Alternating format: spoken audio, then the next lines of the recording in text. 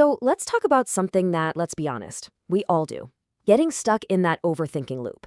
We're going to dig into a pretty wild idea today, that the one thing you trust the most, your own brain, might actually be lying to you.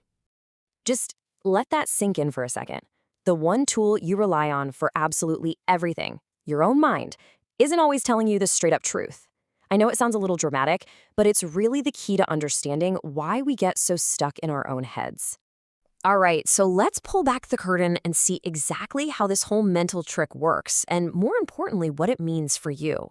Okay, first up, we have to talk about this huge misunderstanding, this illusion of control. It's the main reason we fall into the overthinking trap to begin with. Why? Because some part of us is totally convinced that it's actually helping. And it really feels that way, doesn't it? When you're stuck replaying some awkward conversation or worrying about what might happen next week, it feels like you're doing important work. It feels like you're preparing, like you're getting ahead of a problem by looking at it from every single angle. But here's the big lie. We think we're problem solving. We think we're putting together a puzzle and getting closer to an answer. The reality, though, it's the complete opposite. All that mental spinning isn't actually solving anything. It's just creating new problems, like anxiety, stress, and just being too tired to do anything at all. So if it's not actually helping, why on earth do our brains do it?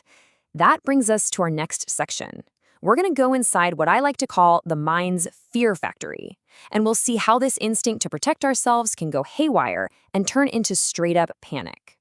So you've got to understand this whole thing starts from a good place. It's not a bug, it's a feature. Your brain's number one job is to keep you safe, right? To see threats coming and shield you from any kind of pain or failure or embarrassment. And to do that job, it's got a couple of go-to moves. First, it loves to replay moments from the past, trying to figure out what went wrong.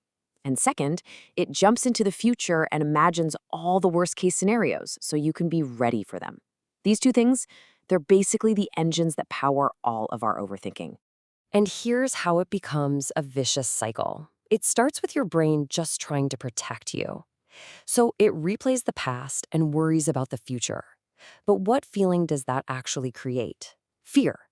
And what does fear signal to your brain? Danger.